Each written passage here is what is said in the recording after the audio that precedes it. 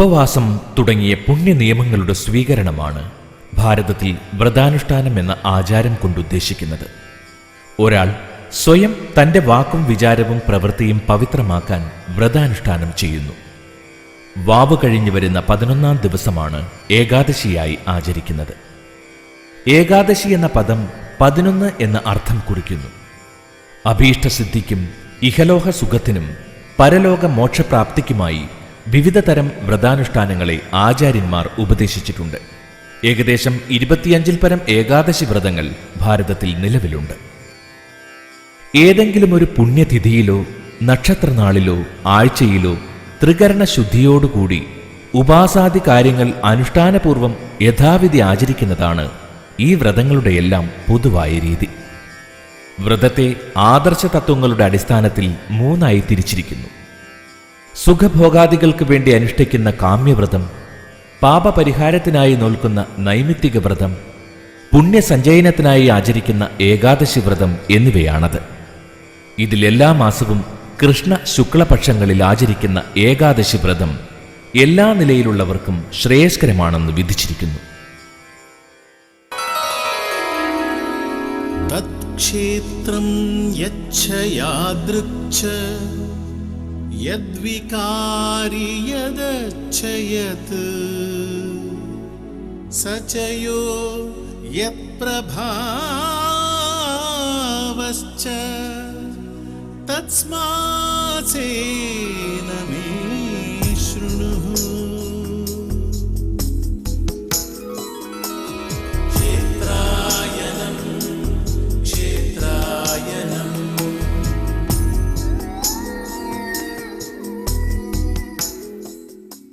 ശ്രീരാമചന്ദ്ര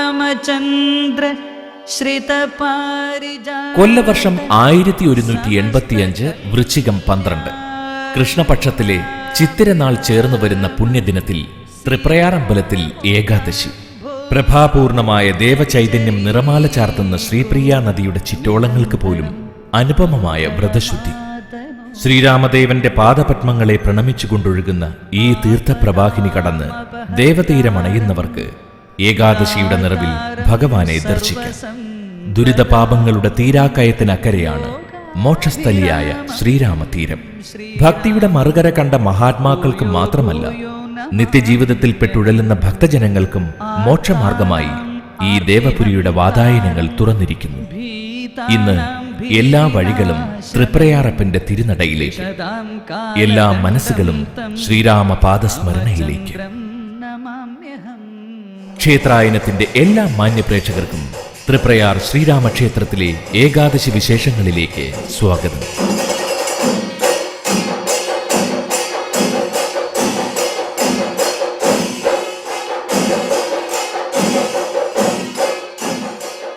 അല്ലയോ ദേവശ്രേഷ്ഠനായ രാമ, നിന്തിരുവടിയെ ഇന്ന് ദർശിക്കുവാനും പൂജിക്കുവാനും കഴിഞ്ഞതുകൊണ്ട് എനിക്ക് തപസിദ്ധി കൈവന്നു. എന്റെ ജന്മം സഫലമായി. ഗുരുഭൂതന്മാർ പൂജിതരായി. തപസ് സഫലമായതിനാൽ എനിക്ക് സ്വർഗപ്രാപ്തി നിശ്ചയമാകുന്നു. അങ്ങയുടെ സൗമ്യമായ കടാക്ഷത്താൽ ഞാൻ പരിശുദ്ധയായി. ഹേ രാമ, അവിടുത്തെ പ്രസാദത്താൽ ഞാൻ അക്ഷയങ്ങളായ ലോകങ്ങളെ പ്രാപിക്കും. ഗന്ധർവശാപത്താൽ നിശാചാരിയായി മാറിയ ശബരി ശ്രീരാമനെ ദർശിച്ച് ജീവാർപ്പണം ചെയ്ത് മോക്ഷം നേടിയ വേളയിൽ ഉരുവിട്ട ദേവസ്തുതിയാണിത്. ഈശ്വര സാക്ഷാത്കാരമാണ് പരമമായ ജീവിത ലക്ഷ്യമെന്ന് കരുതിയ താപസ ശബരിക്ക് മോക്ഷം നൽകിയ അവതാര രൂപനാണ് ശ്രീരാമചന്ദ്രൻ.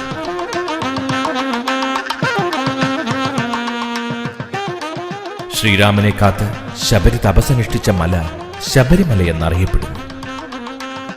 ശബരിമലയുടെ താഴ്വാരത്തിലെ പവിത്രമായ പമ്പാ സരസ്തടവും ശ്രീരാമലക്ഷ്മണന്മാരുടെ ശബരിയാശ്രമ സന്ദർശനവും ആദികവി വാൽമീകി വർണ്ണിച്ചിട്ടുണ്ട്. രാമപാദസ്പർശമേറ്റ ശബരിഗിരിയുടെ ശൃംഗത്തിലാണ് കലിയുഗവരദനായ ശ്രീ അയ്യപ്പൻ പരിവാരസമേതം വാഴുന്നത്. അവതാരപുരുഷന്മാരായ ശ്രീരാമനും അയ്യപ്പനും തമ്മിലുള്ള ഈ യുഗാന്തര ബന്ധം കൊണ്ടാകാം തൃപ്രയാർ ഏകാദശിയുടെ നാന്ദി കുറിക്കുന്നത് ദശമിയിലെ ശാസ്താവിന്റെ എഴുന്നള്ളത്തോടെയാണ്. തൃക്കൈയിൽ അമൃതകുംഭമേന്തുന്ന അത്ഭുതരൂപിയായ തൃപ്രയാർ ശാസ്താവ് ക്ഷേത്രസങ്കേതത്തിന്റെ സംരക്ഷകനാണ്.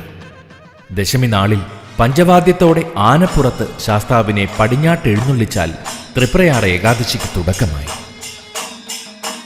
ഏകാദശി ജന്മാന്തര പാപമകന്ന് മോക്ഷപ്രാപ്തി കൈവരിക്കാനുള്ള പുണ്യവ്രതമാണ്.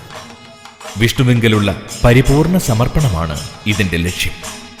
സ്ഥിതികാരകനായ വിഷ്ണുവിന്റെ പരിപാലനയെ മഹത്വവൽക്കരിക്കുന്ന സ്മരണീയ ദിനമാണ് ഏകാദശി. ധർമ്മത്തിന്റെ പ്രതിരൂപമായ ശ്രീരാമനുമായി ഏകരൂപം പ്രാപിക്കുവാനുള്ള അസുലഭ നിമിഷങ്ങളെ സമ്മാനിച്ചുകൊണ്ട് ഓരോ ഏകാദശികളും കടന്നുവരുന്നു.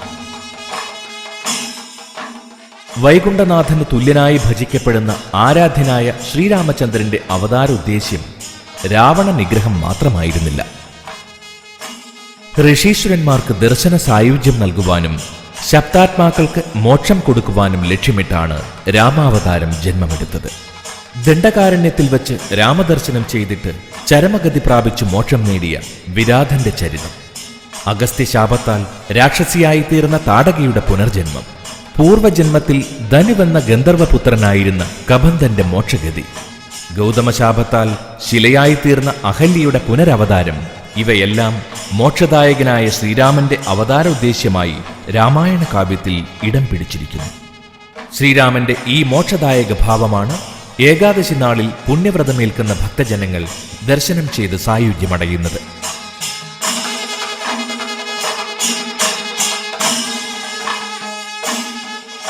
ബുഭുക്ഷുക്കൾക്ക് ഭക്തിയും മുമുക്ഷുക്കൾക്ക് മുക്തിയും ലഭിക്കുന്ന പുണ്യാചരണമായി ഏകാദശി വ്രതം അറിയപ്പെടുന്നു. പണ്ട് ഇക്ഷ്വാകു വംശ രാജാവായ അംബരീഷൻ ഇന്ദ്രപദം നേടാൻ ഏകാദശി വ്രതം അനുഷ്ഠിച്ചതായി ഭാഗവതത്തിൽ ഒരു കഥയുണ്ട്. രാജാക്കന്മാർക്ക് മാത്രമല്ല സമസ്ത ജനങ്ങൾക്കും പുണ്യപ്രദാനം ചെയ്യുന്ന ഏകാദശി വ്രതാചരണ സങ്കല്പം ആലോചനാമൃതമാണ്. യജ്ഞഹോമാദി കർമ്മങ്ങളുടെയും തപസ്സിന്റെയും പാരമ്പര്യത്തിൽ പുരാണേതിഹാസങ്ങളിലൂടെ രൂപം കൊണ്ട വ്രതാനുഷ്ഠാന പദ്ധതികൾക്ക് വേദങ്ങളോളം തന്നെ പഴക്കമുണ്ട്. വേദത്തിൽ പ്രതിപാദിച്ചിരിക്കുന്ന ധർമ്മത്തെപ്പറ്റിയുള്ള ഗഹനമായ ആശയങ്ങളുടെയും വിധിനിഷേധങ്ങളുടെയും വിശദീകരണമാണ് ധർമ്മശാസ്ത്രം.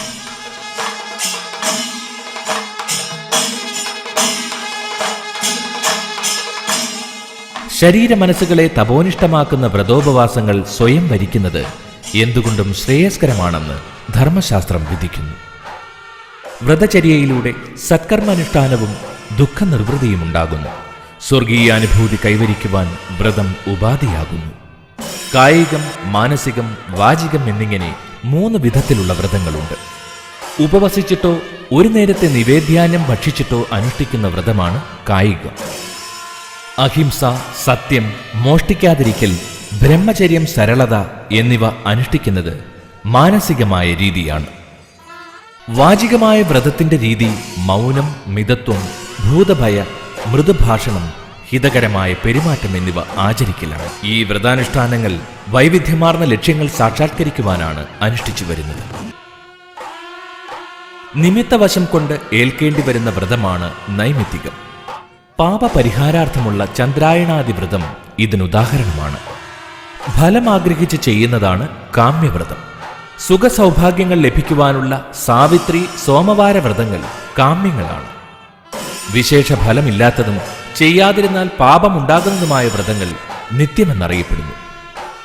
പുണ്യസഞ്ചയത്തിനായുള്ള ഏകാദശി വ്രതം നിത്യവ്രതമാണ്. തൃപ്രയാർ ഏകാദശിക്ക് തലേന്ന് ദശമി നാളിൽ സംയമാദി വ്രതനിയമങ്ങൾ പാലിച്ചുകൊണ്ട് ഭക്തജനങ്ങൾ അനുഷ്ഠാന കർമ്മങ്ങൾ ആരംഭിക്കുന്നു. ത്രികരണശുദ്ധിയോടുകൂടിയ ഉപവാസം ഇതിൽ പ്രധാനമാണ്. ധനവ്യയം ചെയ്ത് ഒരു നേരത്തെ സാത്വിക ആഹാരം കഴിച്ച് വ്രതം നോക്കുന്നത് ഹൃദത്തിന്റെ പ്രകൃതി രൂപമാണ്.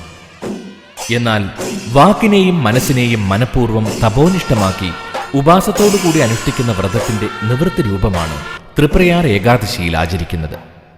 നിത്യഭക്ഷണത്തിൽ വരുത്തുന്ന ഈ മാറ്റം ശരീരത്തിനും മനസ്സിനും കൂടുതൽ പ്രവൃത്തിഭാരം നൽകാതിരിക്കുവാൻ സഹായകരമാകുന്നു.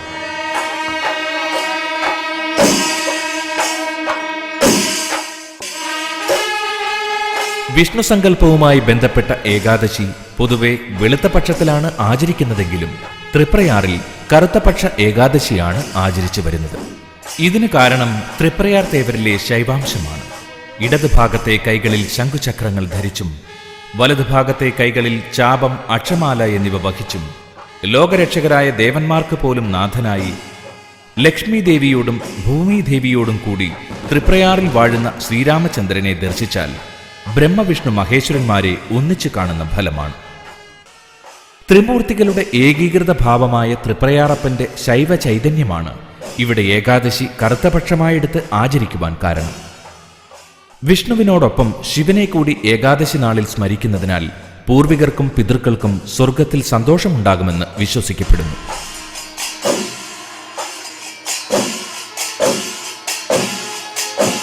ധർമ്മശാസ്ത്രങ്ങൾ അനുശാസിക്കുന്ന നിത്യകർമാനുഷ്ഠാനത്തിലെ ഉപാസനാവിധികൾ ഏകാദശിക്ക് മുമ്പ് നവമി നാളിലെ ശുദ്ധിയിൽ തുടങ്ങി ദ്വാദശി വരെ നീണ്ടു നിൽക്കുന്നു.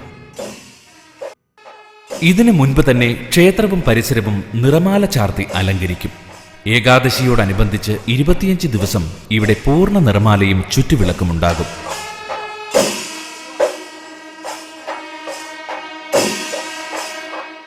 ഏകാദശി നാളിൽ അതിരാവിലെയുള്ള ശ്രീഭൂതബലി കഴിഞ്ഞ് ക്ഷേത്രത്തിന്റെ കിഴക്കേ നടയിൽ നിന്ന് ആഘോഷമായ എഴുന്നള്ളത്ത് ആരംഭിക്കും. ദേശത്തെ ആനകളെ ഏക്കമില്ലാതെ ദേവന് മുന്നിൽ അണിനിരത്തുന്ന ദിവസമാണിത്. തൃപ്രയാറപ്പന്റെ മതിൽക്കകത്ത് വന്നാൽ ആനകൾക്ക് അസുഖങ്ങൾ ഉണ്ടാകില്ല എന്നാണ് വിശ്വാസം. ആഘോഷത്തിന് എത്ര ആനകൾ എത്തിയാലും അവയെയെല്ലാം തലേക്കെട്ട് കെട്ടി നിർത്തുകയാണ് പതിവ്.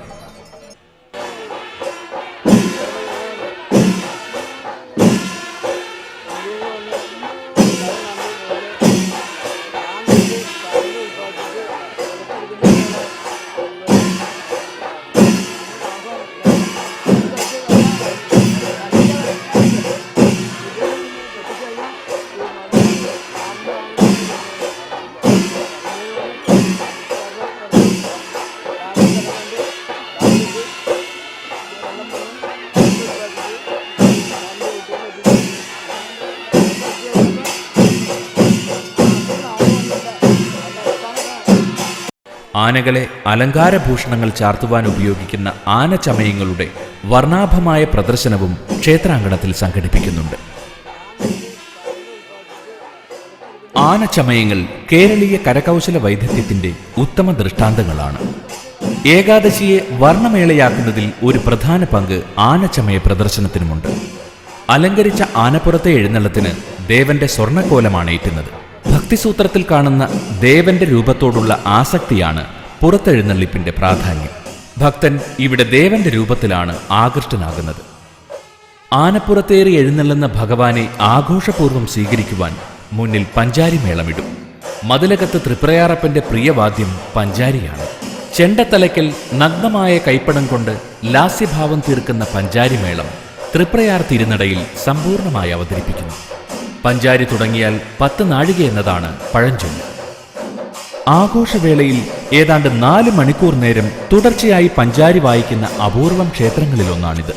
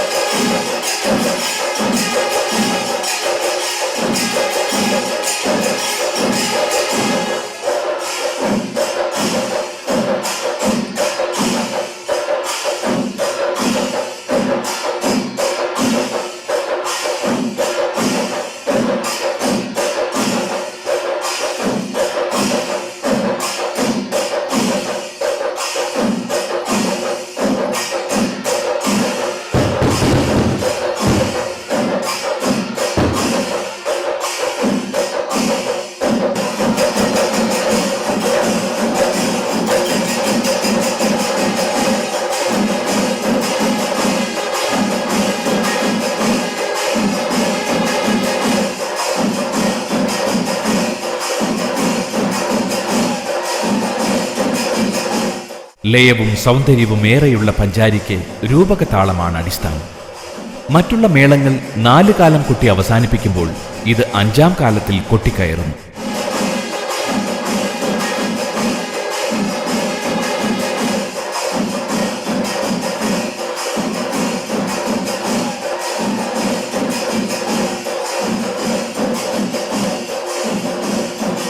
5 കാലങ്ങളിൽ ഓരോന്നും വേഗതയുടെ പരമകാഷ്ഠയിൽ അവസാനിക്കുന്നു. ക്ഷേത്രശീവേലിക്ക് പാകമാണ് പഞ്ചാരിയുടെ ഈ 5 കാലങ്ങൾ. 1-ാം നടയിൽ 2 കാലം കൊട്ടിത്തീർത്ത് തുടർന്നുള്ള 3 നടകളിൽ ഓരോ കാലം കൊട്ടിവച്ചാൽ പഞ്ചാരി പൂർണ്ണമായി. ലളിതപ്രയോഗം കൊണ്ട് വളരെ വേഗം മനസ്സിലാകുന്ന പഞ്ചാരിക്ക് 8 അക്ഷരമുള്ള ചെമ്പടവട്ടമാണ് നിരത്തുന്നത്.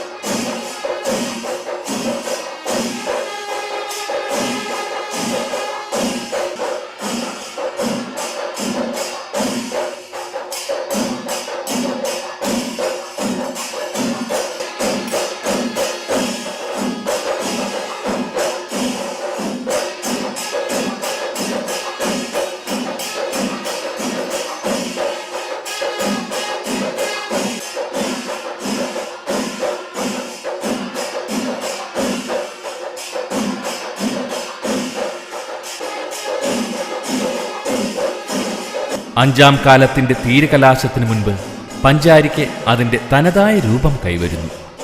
ഏതാണ്ട് 120ഓളം കലാകാരന്മാർ പങ്കെടുക്കുന്ന ജനകീയമായ പഞ്ചാരിമേളം.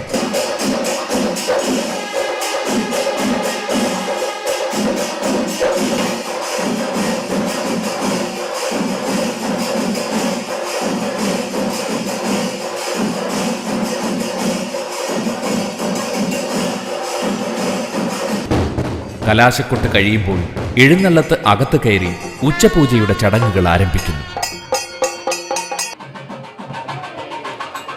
സന്മാർഗത്തിനും സൽക്കർമ്മത്തിനും ധർമാഭിരുചിക്കും പ്രേരണ നൽകുന്ന അറിവും അനുഷ്ഠാനവുമാണ് തൃപ്രയാർ ഏകാദശി. കലികാലത്തിൽ ഏതു കാര്യവും സാധിക്കുവാൻ സംഘടിത ശക്തി വേണ്ടിയിരിക്കുന്നു. ശ്രീരാമപാദങ്ങളിൽ വിശ്വാസമർപ്പിച്ച സജ്ജനങ്ങളുടെ സത്സംഗമാണ് തൃപ്രയാർ ഏകാദശി നാൾ.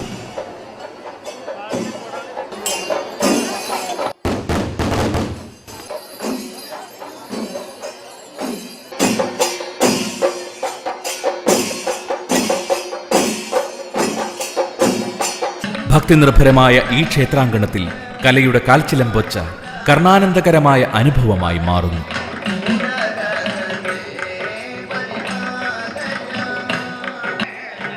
ഭക്തിയും കലയും ഒരേ ദൈവിക ചൈതന്യത്തിന്റെ ഇരുപുറങ്ങളായി വ്യാഖ്യാനിച്ച മഹാമനീഷികൾ പിറന്ന ഈ നാടിന് മഹിതമായൊരു പാരമ്പര്യം സ്വന്തമായുണ്ട്. അതുകൊണ്ട് തന്നെ കലയിലും ഭക്തിയിലും ഒരു പാരമ്പര്യ തനിമ ഇവിടെ എപ്പോഴും ദർശിക്കും. പറ്റിയത് പറഞ്ഞിട്ട് കാര്യമില്ല. അതുകൊണ്ട് ഏതായാലും ഇനി ഒരു കാര്യം ചെയ്യാം. ഇനി ഈ കാട്ടാളനെ ഇവിടെ നിർത്തല്ല, ഇവനെ ഇവിടുന്ന് പറപ്പിക്കാന്ന് വിചാരിച്ചു.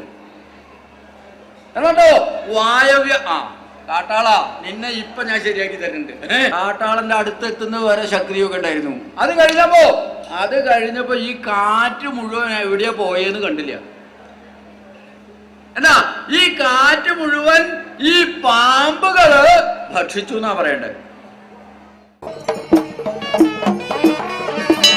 ഉച്ചയ്ക്ക് ശേഷം ആരംഭിക്കുന്ന കാഴ്ച ശീവേലിക്കുമുണ്ട് ഈ പ്രത്യേകത. 3 കാലങ്ങളിലായി കൊട്ടിക്കൊഴിപ്പിക്കുന്ന ധ്രുവമേളത്തിന്റെ പരമ്പരാഗത വേദിയാണ് ഏകാദശിയുടെ തിരുനട. ഉച്ചയുടെ കാഴ്ച ശീവേലിക്ക് ദേവനെ ധ്രുവതാളം കൊണ്ട് എതിരേൽക്കുന്നു. 100-നുമേൽ കലാകാരന്മാരുടെ ആത്മസമർപ്പണമാണ് ചെണ്ടയും കുറുകുഴലും കൊമ്പും ഇലത്താളവും സമ്മേളിക്കുന്ന ഈ പാരമ്പര്യമേളം.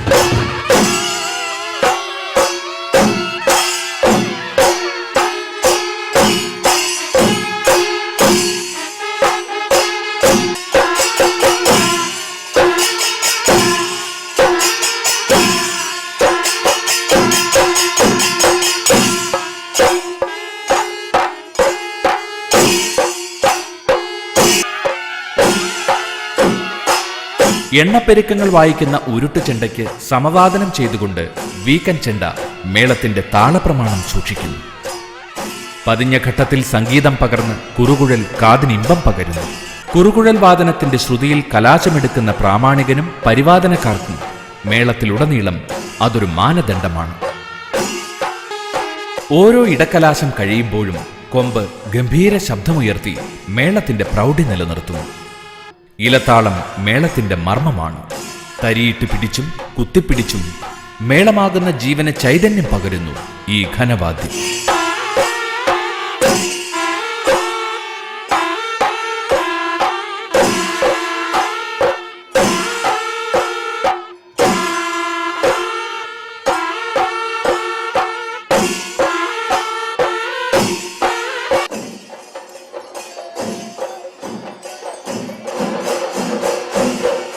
ധ്രുവതാളത്തിന്റെ കലാശം പടിഞ്ഞാറേ നടയിലാണ്.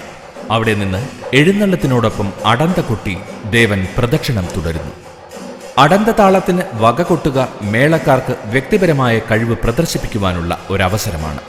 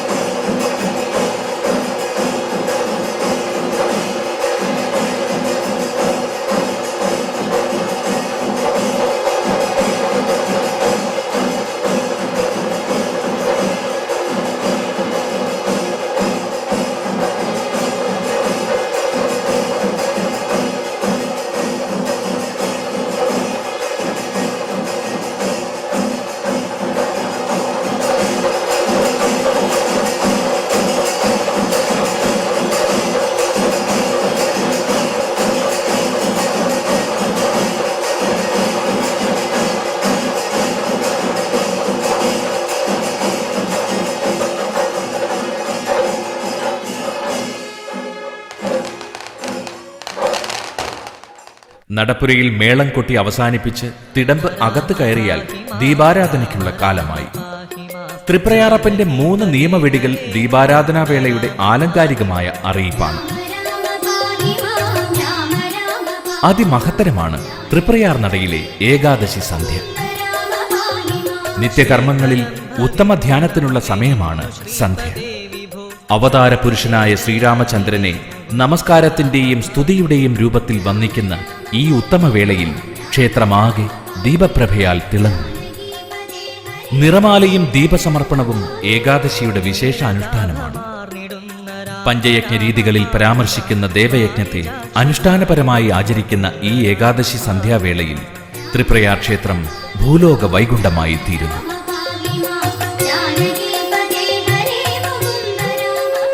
തൃപ്രയാർ ഏകാദശിയുടെ ചടങ്ങുകൾ ഇനിയും അവസാനിക്കുന്നില്ല. വൈകി വരുന്ന രാത്രി എഴുന്നള്ളിത്തും കാണിക്കയും തുടർന്നുള്ള ദ്വാദശിപ്പണം സമർപ്പണവും സദ്യയും കഴിയുമ്പോഴാണ് തൃപ്രയാർ തിരുനടയിലെ ഏകാദശി വിശേഷങ്ങൾ പരിസമാപ്തിയിലേക്കെത്തുന്നത്.